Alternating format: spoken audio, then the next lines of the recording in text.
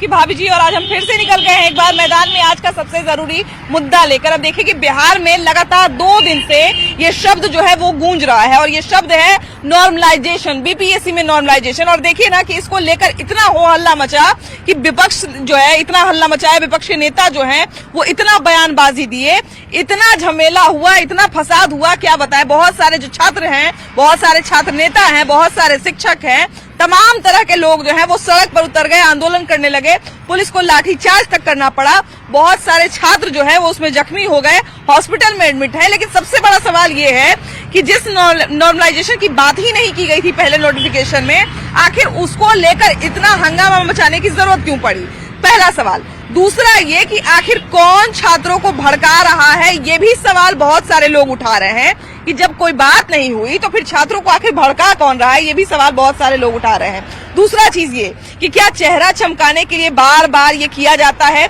हर बार जो है इलेक्शन के पहले कुछ ऐसा माहौल पैदा किया जाता है जिसके कारण छात्र निशाना बनाया जा सके, जिसके कारण छात्र के कंधे पर बंदूक रख के, युवाओं के कंधे पर बंदूक रख के अपना निशाना साधा जा सके। सवाल बहुत सारा, लेकिन जवाब हमारी जनता के पास है। हम जनता के बीच घूमेंगे और सबसे पहले जो है हम स्टूडेंट का भी जो पक्ष है वो भी सुनेंगे, बच्चों का भी पक्ष सुनेंगे और उसके बाद आम लोगों से भी बात करेंगे कि आखिर ये शब्द कहां से आया, ये विरोध कहां से आया और क्या सच में छात्रों को भड़काने का प्रयास किया जा रहा था, और अगर ऐसा किया जा रहा था तो आखिर कौन कर रहा था, आइए जानते हैं। तो हमारे पास देखिए कि हम लोग जब फील्ड में घूमते हैं ना, मैदान में घूमते हैं, तो अलग अलग तरह के लोग तो मिलते ही हैं, लेकिन उसके साथ साथ हमारे नेता अभिनेता सब हमको मिलते रहते हैं। तो अभी देखिए कि रामकृपाल जी हमको मिल गए हैं और जब हमारी इनसे बात हुई तो हमने इनको बताया कि देखिए कि छात्रों को जो है वो भड़काने की बात आ रही है कि छात्रों को आखिर भड़का कौन रहा है। कि आम प्रदर्शन में छात्र जाते हैं, आमतौर पे लोग जो है वो बातचीत करने छात्र जाते हैं और लाठीचार्ज तक की स्थिति हो जाती है। तो सवाल साफ हो जाता है क्योंकि बार बार इलेक्शन में ही ऐसा क्यों होता है। 2020 में अग्निवीर हो गया, उसके बाद लोकसभा इलेक्शन जिस समय था उस समय भी हुआ कि 17 महीने में जो है वो इतनी नौकरी दे दी गई, बहुत तरह का बात कहा गया है ना। और खासकर छात्रों को ढाल बनाकर विपक्ष जो है उनको उकसा रहा है, ये भी बात कहीं कहीं से निकल के सामने आ रही है ना। कौन भड़का रहा है आखिर छात्रों को? सच्चाई है कि जब इलेक्शन का मौसम, हर चीज का मौसम होता है, तो इलेक्शन का मौसम आने वाला है, आ ही गया है। मैं समझता हूँ कि लोकसभा खत्म हुआ, अब विधानसभा का आने वाला है। तो ये जो विभिन्न पार्टियों के जो नेता लोग हैं जो गिद्ध की तरह नजर गए रहते हैं, गिद्ध की तरह, उनको आम जनता से कोई मतलब है नहीं। जब इलेक्शन आएगा तो सारी चीजों के वो ध्यान उनके मन में ये बात आ जाएगी। तो अभी जो कल की घटना दुर्भाग्यपूर्ण घटना है, मगर बिहार पब्लिक सर्विस कमीशन के संदर्भ में जो परीक्षा के संदर्भ में बात उठी और बच्चे भड़के और उग्र हो गए, हजारों लाखों लोग प्रभावित हुए और जाके प्रदर्शन किया। मजबूरन में विधि व्यवस्था के लिए पुलिस को हल्की लाठीचार्ज भी करनी पड़ी, जो कहीं न कहीं दुर्भाग्यपूर्ण है, मैं इस बात पे मानता हूँ। मगर हालांकि बिहार पब्लिक सर्विस कमीशन आयोग का एक बयान भी आ गया, क्लियर कट बोल दिया कि जो कंफ्यूजन है बिल्कुल गलत ढंग से प्रचारित किया गया है, भड़काया गया है। तो ये वो लोग हैं जिनको जनता नहीं पूछती है। अच्छा, यही शक भी होता है क्योंकि देखिए कि कहीं से कोई तो नॉर्मलाइजेशन की बात ही नहीं हुई थी, तो फिर आखिर छात्रों ने ये कैसे मान लिया कि यही तो नॉर्मलाइजेशन के वो जो कहीं विज्ञापन में भी नहीं था। हाँ, बिल्कुल बिल्कुल। और उसको गलत ढंग से पेंट करके कुछ कोचिंग इंस्टीट्यूट वाले कोई कुछ और माध्यम, हाँ, चेहरा चमकाने के लिए, बिल्कुल सही कहा, मौका है, चेहरा चमका दो, नेता बन जाओ, हीरो बन जाओ जनता के नजर में कि हम बहुत बड़े शुभचिंतक हैं। क्या हुआ अंतोगत्वा, क्या हुआ, इतना बड़ा बवंडर खड़ा हुआ, मतलब साफ तौर पर तो ऐसी कोई बात ही नहीं थी जिसकी वजह से बच्चे में असुरक्षा की भावना थी। तो निश्चित तौर पर ये जो पॉलिटिकल लोग जो हैं, ये देश हित वाले लोग नहीं हैं, ये जनता हित वाले लोग नहीं हैं, ये प्रदेश हित वाले लोग नहीं हैं, ये समाज हित वाले नहीं लोग हैं, ये राजनीति कर रहे हैं और किसी स्तर तक जा रहे हैं। अच्छा, आपको क्या लग रहा है कि हर बार जो है इलेक्शन में ही ऐसा होता है, तो क्या ये सोची समझी चाल रहती है कि युवाओं को जो है वो विरोध में खड़ा किया जाए? सबसे बड़ी ताकत है युवा। हाँ, हाँ। और युवा ही बहुत कुछ निर्णय करता है, करवाता है। तो युवा फोर्स को अगर अपने पक्ष में ले लेंगे तो उससे लाभ हमको मिलने वाला है, मिलेगा। इसीलिए लोकसभा के पहले भी अग्निवीर के माध्यम से लोगों को भड़काया गया, और अब जो क्योंकि सरकार तो नौकरी दे रही है, बिल्कुल बिल्कुल, और माध्यम बिहार पब्लिक सर्विस का मिशन ही है और पारदर्शिता के साथ नौकरी दे रही है, तो मैं समझता हूं कि निश्चित तौर पर ये छोटे सोच वाले लोग, जो राजनीतिक स्तर पर जो काम करने वाले लोग, उनकी पहले आज के जमाने में विपक्ष हुआ करता था, मगर सोच बड़ी थी और इससे नीचे स्तर पर नहीं जा सकते थे। ये सत्ता प्राप्ति के लिए और पद प्राप्ति के लिए किसी स्तर पर जाएंगे, देश हित में नहीं सोचेंगे, समाज हित में नहीं सोचेंगे, व्यक्ति हित में नहीं सोचेंगे, और इसी का कारण है कि लोग भड़का भड़का के चुनाव के समय में अपनी रोटी सेंक रहे हैं, राजनीतिक रोटी सेंक रहे हैं, और उसी का परिणाम है कल की घटना।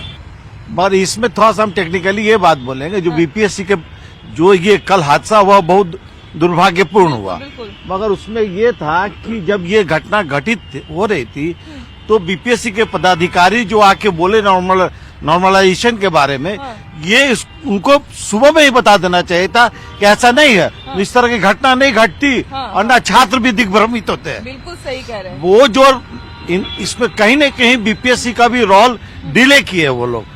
वो जो बोले वो उसको प्रातः काल में या आफ्टरनून में ही छात्र के सामने आके क्लियर कर देते। जब ये घटना घटित हो गई तब वो आके बोले, तो कहीं न कहीं वो भी दोषी है पदाधिकारी। ये इनकी बात में कहा जाए कि दम है कि कहीं न कहीं जो ये पकने का जो माहौल धीरे धीरे पका, धीरे धीरे उबाल हुआ, ये थोड़ा सा जो है समय इसीलिए हुआ क्योंकि जो है शुरू से बताया नहीं गया है ना।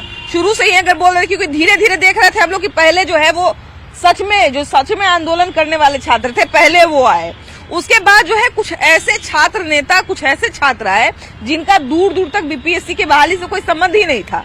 तो क्या मतलब ये हम मान सकते हैं कि दिग्भ्रमित किया गया या भ्रम फैलाया गया उनके बीच में? देखिए, पढ़ने वाला बच्चा कभी आंदोलन नहीं करता। सबसे बड़ी बात, यहाँ जो कोचिंग है ना, ये पूरे इंडिया में कोचिंग जो है ना बहुत बड़ा हब बना हुआ है, और पैसे का बहुत बड़ा कारोबार है। शॉर्ट ड्यूरेशन में बीपीएससी ने एग्जाम कंडक्ट शुरू किया।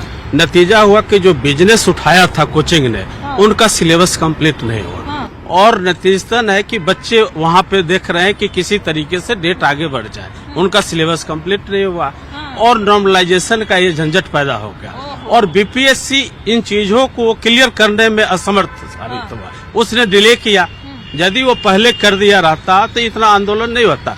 पढ़ने वाले बच्चे तो पढ़ रहे हैं, वो तो तैयारी में लगे हुए हैं। ये तो केवल आंदोलन करने वाले जो डिले करे, किसी सब्जेक्ट को डिले करे, और कोचिंग का जो बिजनेस है यहाँ, वो बिजनेस फलता फूलता और आगे बढ़े। क्योंकि असली में जो लोग वहाँ पे, इत्तेफाक की बात ही देखिए कि हम जब बाद में पता किए और जब लोगों से पूछे कि आखिर ऐसा हुआ क्या, क्योंकि हमको खुद भी पता नहीं था कि आखिर लाठीचार्ज की स्थिति कब पैदा हुई। जब हमने पूछने की कोशिश की तो छात्रों का कहना था, जो बीपीएससी के छात्र थे उनका कहना था कि मैडम हम लोग तो जो है वो शांतिपूर्ण तरीके से कर रहे थे, हमारे पास तो ज्यादा कोई बात करने वाला भी नहीं था। ये लोग जो हो हंगामा करना शुरू किए, इस पर ये सब मामला बिगड़ गया। ये बीपीएससी की तैयारी कमी रहने के कारण हुई, और जो विपक्षी लोग हैं वो अपना रोटी सेक रहे हैं। ये बात सभी बोले, यही बात हो सकती है। देखिए, बात तो बिल्कुल सही है कि कहीं ना कहीं ये जो है अगर मान लिया जाए कि समझा दिया जाता, अगर इसको पहले से समझा दिया जाता, पहले से अगर किसी तरह की दिक्कत नहीं होती तो लोगों को भी परेशानी नहीं होती, छात्रों को भी परेशानी नहीं होती। 13 को एग्जाम है तो क्यों ही आंदोलन करने जाते। बीपीएससी की आपने भूमिका पे सवाल उठाया कि बीपीएससी ने देरी की। क्या लगता है कि छात्रों को जो वहां पे भड़काने लोग गए थे, जो बहुत तरह के बोल रहे थे, क्या उनकी जिम्मेदारी ये नहीं थी कि वो जो तमाम चीजें दी गई हैं उसको साफ करें, कि आपको जो है वो इस तरह से एग्जाम नहीं देना है, इसको साफ किया जाए? ये तो एक साजिश के तहत तैयारी कराया गया है विपक्ष के द्वारा। ये विपक्ष ने साजिश किया है, बच्चों के साथ खिलवाड़ किया, उनकी जिंदगी से खिलवाड़ किया। विपक्ष को भी इस तरह का काम नहीं करना चाहिए कि अच्छे बच्चे जो हैं वो जो अपने कामयाबी की तरफ बढ़ रहे हैं, उनको नाकामयाबी की तरफ ठेल देना। जो पिछले 2 दिन से प्रदर्शन हो रहा था उसमें शामिल थे, लाठीचार्ज हुआ उसमें शामिल थे, कई लोग इसमें से ऐसे हैं जिनको अभी भी चोट लगी हुई है। लेकिन सबसे बड़ा सवाल यही है कि बात यहाँ तक कैसे पहुंची, क्या किसी तरह का मिसबिहेव किया गया, क्या किसी तरह का कोई मिसगाइड किया गया, इनको किसी तरह के भ्रम फैलाने की कोशिश की गई, या फिर क्या इनको अंधेरे में रखकर जो है ये सब चीजों को अंजाम दिया गया? तो इन सारी चीजों पर हम लोग चर्चा करेंगे और शुरुआत इन्हीं से करेंगे। सबसे पहले तो ये बताइए भैया कि नॉर्मलाइजेशन आखिर है क्या, और ये जो नया नोटिफिकेशन जारी हुआ था 28 सितंबर को, इसमें आखिर ऐसी कौन सी बातें थी जिसके बाद आपको लगा कि नॉर्मलाइजेशन जो है इसमें लागू होगा? देखिए, नॉर्मलाइजेशन आखिर है क्या, ये तो हम लोग को खुद नहीं समझ में आ रहा है। हाँ। कि आयोग कहना क्या चाह रहा है, कर क्या रहा है। हाँ। वो एक बार स्पष्ट तो कर दे कि अगर हम नॉर्मलाइजेशन करेंगे तो उसका फॉर्मूला हम क्या देंगे। हाँ। कि आयोग हर बार बोला है कि हम 3 सेट में क्वेश्चन देंगे, हाँ। है ना। हाँ। तो वही तो मेन कंफ्यूजन था कि जो आप 3 सेट में क्वेश्चन दीजिएगा तो वो 3 सेट का आप मूल्यांकन कैसे कीजिएगा। मतलब यही जो एक पॉइंट है, ये नॉर्मलाइजेशन वाला पॉइंट है। हाँ। अगर आयोग को लगा कि नहीं हम नॉर्मलाइजेशन, अभी जैसे आयोग ने नोटिस जारी किया कि हम नॉर्मलाइजेशन नहीं करने जा रहे हैं, तो जब आयोग को ये चीज पता था वो नहीं करने जा रहा था, तो दिलीप कुमार 3 तारीख को जब वो बोले कि हम लोग 6 को आंदोलन करेंगे, उसी टाइम में फिर एक आयोग यही नोटिस जारी कर देते कि हाँ हम लोग नॉर्मलाइजेशन नहीं लागू करेंगे, आप लोग को गलत अफवाह फैलाया गया। तो हम लोग न रोड पे जाते न लाठी खाते, न ये स्थिति होता। बिल्कुल, देखिए लाठीचार्ज तक की स्थिति आ गई है ना कहीं छात्र भी बहुत मजबूर हो गए होंगे और कहीं न कहीं प्रशासन भी बहुत मजबूर होकर मारी होगी, है ना। तो ये बताइए कि आखिर ऐसी कौन सी स्थिति थी जिसके कारण जो है इतना उग्र प्रदर्शन करना पड़ा? देखिए, सबसे पहले न्यूज 18 को धन्यवाद देती हूँ कि कम से कम आज मीडिया है जो हम लोग के कम से कम गवाह तो बनी हुई है। तो जितने भी मीडिया भाई है, न्यूज 18 सभी को मैं धन्यवाद देती हूँ। देखिए, सबसे बड़ी विवाद जो है ये विज्ञापन संख्या 3 दिखाइए ना।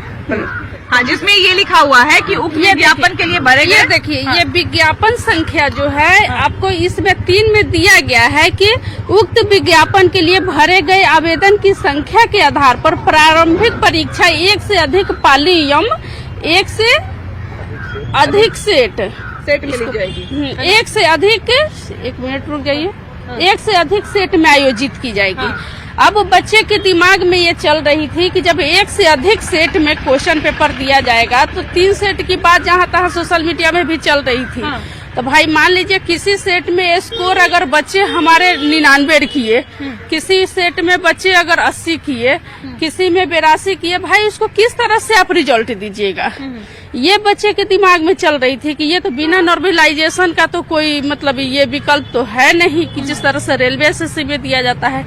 इसी को क्लियर करने के लिए जो है स्टूडेंट अपनी मांग को रख रहे थे कि एक हमको नोटिस जारी कर दे, इसके बारे में जो है ना क्या है, क्या मतलब सही है, क्या गलत है, इसके बारे में आप कर दे कि आप कैसे रिजल्ट दीजिएगा, क्या कीजिएगा, इसी के बारे में जो है ना। और विद्यार्थी जो है इसको एक्सेप्ट करने के लिए तैयार नहीं है। बिल्कुल, 1 से अधिक सेट में हमको क्वेश्चन नहीं चाहिए, कोई भी बिहार के बच्चे तैयार नहीं है। दूसरी बात कि इनका सर्वर की समस्या, ये जो इस बार फॉर्म भरने की जो परिस्थिति थी, रीओपन करने की बिल्कुल अभी जो रीओपन की बच्चे जो मांग कर रहे हैं, जो 80,000 से ऊपर स्टूडेंट है, तो इसमें क्या है कि देखा जा रहा था कि जो 25 मिनट के अंदर यदि आपका फॉर्म फिलअप नहीं हुआ तो आप जो है सो आपकी फॉर्म फिलअप नहीं होगी, ये देखा जा रहा था। इसमें क्या था कि बहुत सारा डॉक्यूमेंट को अपलोड करना था, फिर उसको डॉक्यूमेंट को उसको साइज बड़ा करके छोटा करके इस तरह से डालना था। अब बताइए कि जो बच्चे अनुमंडल में रह रहे हैं, जो बच्चे देहात सेक्टर में रह रहे हैं, उनको इस तरह से फॉर्म भरना मतलब अब दिक्कत हो रहा था, वो फॉर्म नहीं भर रहे थे। मान लीजिए हम लोग तो यहाँ शहर में रह रहे थे, चलिए भाई एक्सपर्ट साइबर कैफे वाला है, तुरंत भर दिया, चाहे जानकारी भी अनुभव भी है। यही सबको समस्या को लेकर जो है बच्चे सड़क पर उतरे थे। अच्छा, एक बात इसमें सीरियसनेस का पैमाना आपका क्या है? 2 दिन आपका सेट थी वो बंद रहा, सर्वर काम नहीं किया, तो वो सीरियस लड़का नहीं थे इसका मतलब। अच्छा, ये बताइए कि बहुत सारे लोग ये भी कह रहे हैं कि जब प्रोटेस्ट आप लोग का चल रहा था तो जानबूझकर प्रोटेस्ट को हल्का करने के लिए या छात्रों का जो पक्ष है उसको कमजोर करने के लिए, छात्रों के अगर हम साफ शब्दों में कहें तो छात्रों के कंधे पर बंदूक रख के अपना निशाना साधने के लिए आप लोग को भड़काया गया। अच्छा, भड़काया गया, क्या लगता है मैम हम लोग भेड़ बकरी हैं क्या? कोई भड़का देगा, कोई ऐसे डंडा दिखा देगा, हम लोग चल देंगे? ऐसा तो नहीं है। हम लोग पढ़े लिखे हैं, हम लोग बीपीएससी का एग्जाम दे रहे हैं, हम लोग ऐसे थोड़े ना आ गए हैं, हम लोग उतना तैयारी किए हुए हैं। इसका कोई पैमाना नहीं है कि कोई हमको भड़का देगा। क्योंकि जहाँ भ्रम तक तो, अच्छा लेकिन भैया कल भ्रम तो फैलाया गया, बहुत सारे लोगों के बारे में जो है वो कहा गया कि गिरफ्तार हो गए। अब हम किनके बारे में कह रहे हैं, हम नाम नहीं लेंगे, लेकिन आप समझ लीजिए, जी। है ना, कि एक जो है वो कहा गया, ऐसा लगने लगा कि ये कोई बड़ा आंदोलन है और आंदोलन के एक हीरो जो है उनके पीछे सब लोग चल रहे हैं। देखिए मैम, ऐसा नहीं है। बात है कि लड़के के साथ प्रॉब्लम तो है, जो जिनको जो करना है किए, लेकिन स्टूडेंट का प्रॉब्लम तो है। इसलिए सब आदमी गए, कौन पकड़ाया क्या हुआ नहीं हुआ, आयोग को समझना चाहिए कि लड़के की प्रॉब्लम है, उसको वो खुद सॉल्व करवे। आज 6-7 दिन से या 10 दिन से लड़के परेशान हैं। जिसका फॉर्म नहीं भरा गया वो भी परेशान है, जिसका आप नॉर्मलाइजेशन के लिए बोले, आप मल्टीपल सेट के लिए बोले, इसलिए भ्रम का माहौल था। आप पहले नोटिफिकेशन निकाल लेते कि भैया हम ऐसा कुछ नहीं कर रहे हैं, आप एग्जाम दीजिए। बिल्कुल। लेकिन जब हम लोग सुबह में भी हो सकती थी, सुबह में हो सकती पैदा हुई, जब हम लोग वहाँ पहुँचे, मार खा के रूम पर चले गए, फिर रात में आप निकालते कि ऐसा हम नहीं कर रहे हैं। आप कर क्या रहे हैं? 1 सप्ताह से हम लोग मानसिक प्रताड़न झेल रहे हैं, प्रिपरेशन पूरा बंद है। हाँ, जो बच्चे अपना रूम में बैठ के तैयारी करो उसकी बात मैं नहीं कर रहा हूँ, लेकिन जिसको जरूरी आएगा तो इसके लिए क्या आप इतना जो हमको परेशान किए हैं, बस थोड़ा सा आप ध्यान रखिए। जिन बच्चों का छूट गया है फॉर्म भरना, उसके लिए रीओपन कर दीजिए और एग्जाम का डेट थोड़ा एक्सटेंड कर दीजिए। बीपीएससी ऑफिस के साइड में हम लोग रोड पे नहीं थे, बकायदा हम लोग रोड के बाहर थे, हम लोग बाहर प्रोटेस्ट कर रहे थे। ठीक, इसके बाद जब दिलीप भैया आए, दिलीप भैया को ही बाहर, वो भी बाहर थे, बोले कि रोड पे नहीं करना है, जाम लगेगी, ट्रैफिक बाधित होगी, तो हम लोग बाहर ही करे थे शांतिपूर्ण तरीके से जी। इसके बाद कोई प्रशासन आए, वो बोले कि चलिए बात करना है, बीपीएससी अभी चलिए, और वो ऐसा नहीं बोले कि आप लोग 5 लोग चलिए, डायरेक्ट बोले कि आप लोग चलिए बात करना है। जब हम लोग गए, सड़क पार कर रहे थे, इसके बाद हुआ क्या कि ट्रैफिक जाम हो गया, लाठीचार्ज करो। इसके बाद हम लोग को पीटा गया, सीधा के सीधा हम लोग को पीटा गया और उनको अरेस्ट करके ले गया, जानबूझ के ऐसा किया गया। अगर आयोग को करना ही था, नॉर्मलाइजेशन नहीं करना था, आयोग को पहले से पता था 6 तारीख को आंदोलन होने वाला, आयोग 2 दिन पहले नोटिफिकेशन डाल देता।